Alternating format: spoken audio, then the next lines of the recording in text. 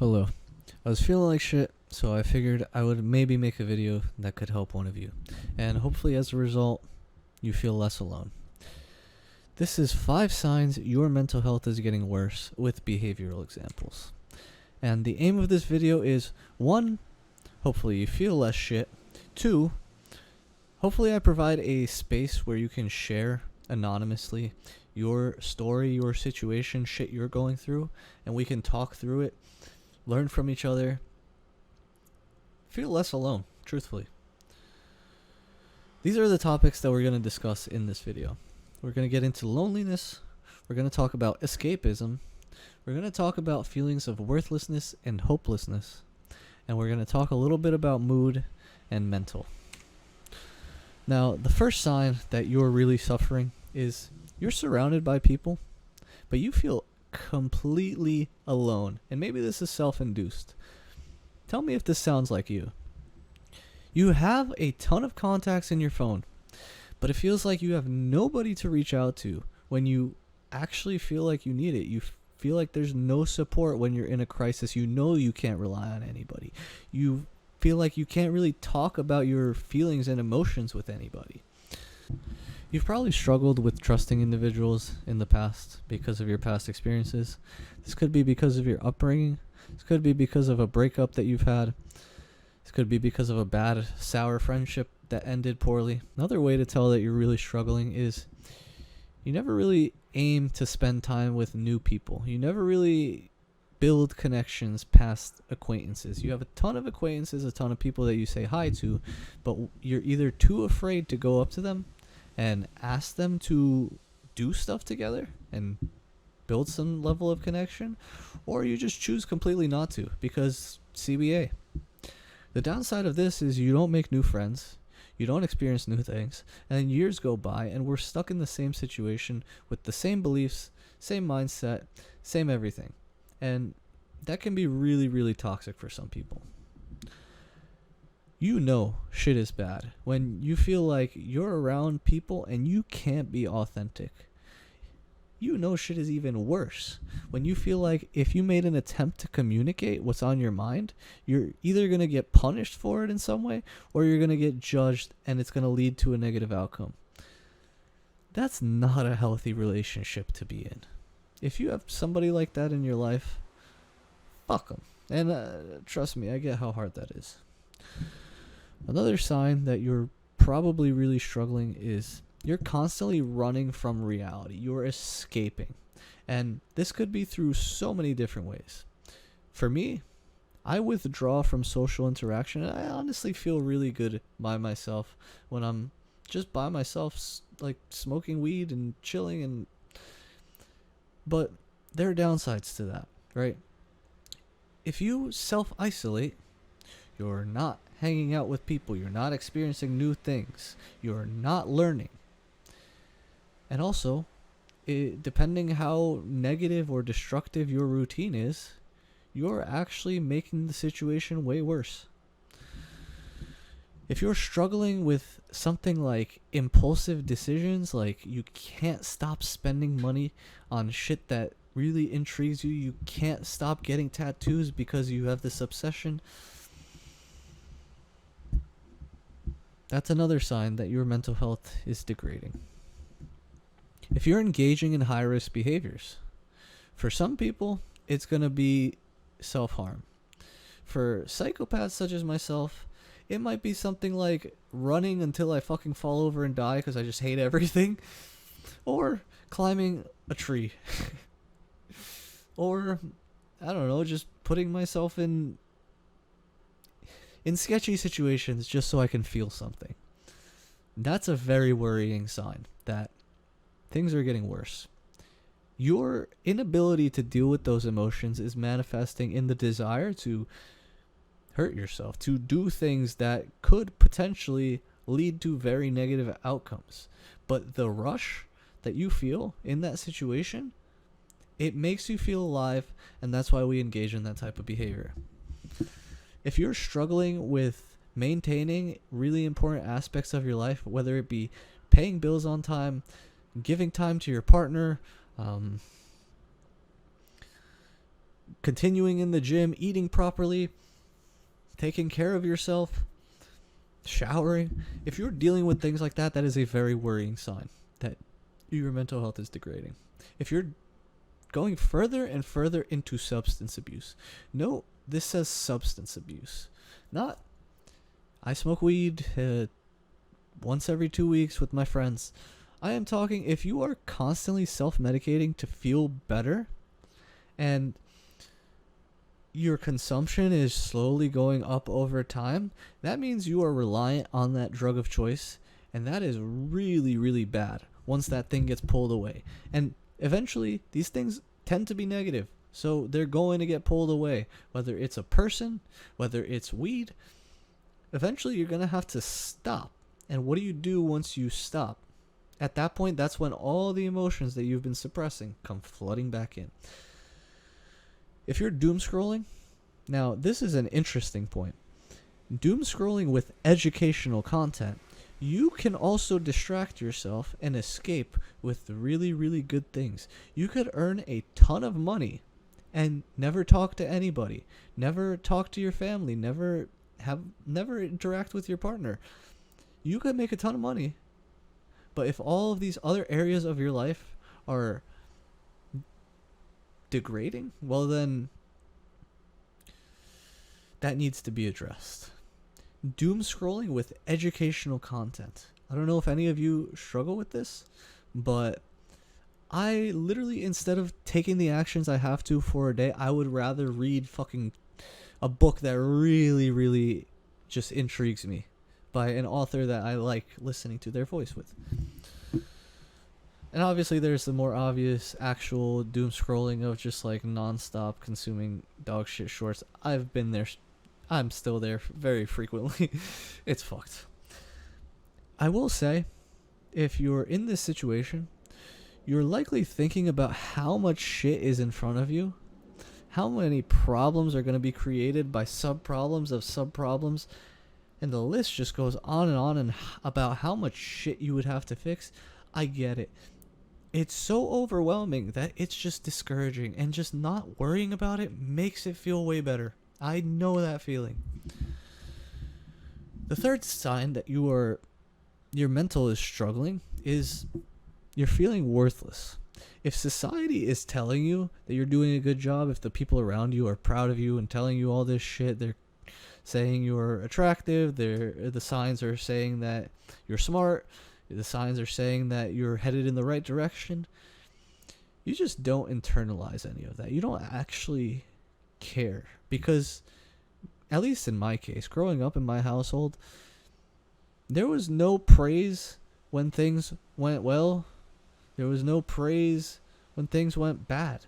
It was literally just screaming and getting upset no matter the outcome. And at a certain point, if you program that into a child, like, they're just not going to care about your reinforcement. A good way of reinforcing a child's work is asking them how they feel about it. Not saying like, oh, I'm happy because you did this, I'm mad because you did this. Especially if saying you're happy and proud because you did this is so rare. Like, the child is going to look for external sources for validation. The child is going to find it, whether it's within themselves or externally elsewhere, to feel like what they're doing is actually worthwhile. And it's weird, because no matter how much you internally accept and love yourself and admire yourself and your tenacity, it doesn't do anything. It doesn't do anything for me. Like, I still struggle with these issues, so it clearly just doesn't do anything. If you're struggling with feeling worthless, well, you probably have had some really bad failures in your life. And that stuff likely hurt. Not bad in like you can't recover from it, but bad in the sense like it really hurt to go through that stuff. Like, the world felt like it was collapsing when that happened. And at times, we would rather die than to fail, because failing just feels so fucking awful. And then thinking about something like death, unless you're really there, like, it's just whatever, right?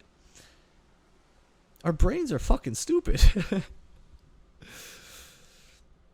If your past failures are so painful that you can't eat, you can't maintain yourself, you can't shower, you can't organize your environment, there's just dishes piling up in your sink, and you never worry about that stuff, that's probably a sign that we need to seek some level of help or speak to somebody about this stuff. If you struggle with worthlessness, one thing I noted from Peterson is if you have no aim to justify the suffering of life, well, then you're going to really, really struggle in life. You're not going to know what to do. You're not going to know what's satisfying. You're not going to have a path to follow that is engaging, that is worthwhile.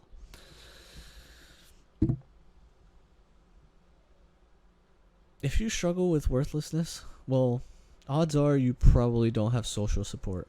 And your belief in yourself is really, really, really low. Your confidence is low. How does confidence become low? Well, we have an experience. It's super negative, confidence low. We accept that we suck. We try to take action again. The more action we take, the lower the confidence, because we recognize how much more we suck, and the cycle repeats itself until we actually make a breakthrough. But breakthroughs, they're not as common. But truthfully, imagine if we had one person who we cared about that believed in us, that we could look to, that we can look to their words when we're feeling down, and try and do it for them, or try and do it because of the belief they instill in us from their own words. If a child in school, if their GPA can be decided by one teacher telling them they're smart and living up to that, could you imagine if one person literally just told you, I love you, I'm proud of you, I'm amazed at the amount of effort you're putting in? How much of a difference that would make?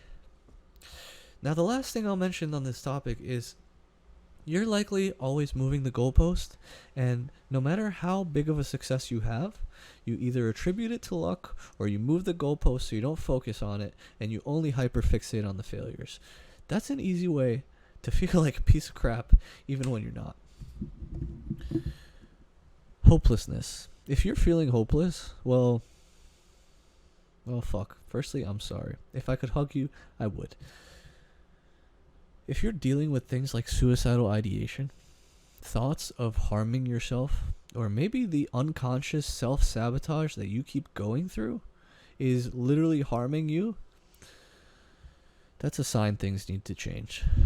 Maybe you visualize a better life every day, but you never actually feel like you have the energy to consistently try and make changes, or maybe you try a little bit and then you fall off the wagon, or maybe you just really struggle with starting. I think a lot of us know that if we had a little push in the right direction, if we could get started, we are going to thrive. Maybe you're the person, like me, I love doing this shit. You'd rather sit in your bed and just blankly stare at the wall for hours. Basically until you can go back to sleep again. When I have rest days, some days it'd be like that, because like I don't have shit to do and I don't know what to do with my life, and like I'm too afraid to start certain things. I'm too afraid to try. It's fucking weird. It's no matter how much you think about it, you still can't take action. If you're dealing with hopelessness, well then chances are you probably have like one or two activities that actually make it feel like it's worth living, and then the rest of it is just noise that you have to drag yourself through to get to that actual positive time that you have for yourself. The last sign that your mental is likely struggling, and this has a little bit to do with sleep as well, is if you're hypersensitive to specific thoughts and feelings. Like if you heard, when I was reading one of those things, it kind of started to break down, right? Now this is important. Sleep has a lot to do with this, for example. When we do things like consume alcohol, smoke weed, play video games, watch our favorite show, buy things online, and binge eat, whatever you name it, we're suppressing our amygdala. What is the amygdala responsible for? It is the emotion center of the brain. It is responsible for a lot of the emotional circuitry that goes on. So when we do something like play video games, we suppress our emotional circuitry. So we feel great when we play the game and we don't worry. But as soon as we turn off that game, and whether it's a game, whatever drug of your choice, as soon as we put it down, we go right back to how we were feeling beforehand and potentially feeling even worse. This induces worrying, this induces negative thoughts and hyperfixations on really fucked up shit. So when we hyperfixate on fucked up shit like getting hurt in the past, we have trouble falling asleep. When we have trouble falling asleep, we tend to get more poor sleep, whether that be through quality or quantity or regularity even.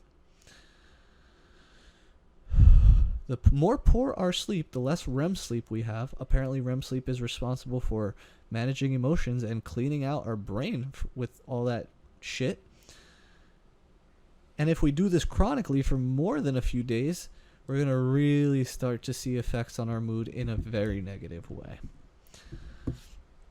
So, hypersensitivity to specific thoughts and feelings. What if I told you that despite all of the negative things that have happened to you, all the bad things that you experience on a regular basis, the negative thoughts you have about yourself, what if I told you that I know that you're working really fucking hard and I'm proud of you? Hearing certain shit like that, if that brings you to tears, well then fuck, I want to give you a hug. But like, can't do that through the internet. This kind of goes back into that last point I was making. If you're hyperfixating on a few negative thoughts that really, really spiral you, that's a cause for concern. We literally think tens of thousands, hundreds of thousands, millions of thoughts every single day. The fact that we really pick out one or a few that we identify with that are super negative, that's bad, because we have just as equal of a chance to do that with a positive thing, but we don't do that with the positive thing because of our negativity bias that's just instilled in us for the sake of evolution.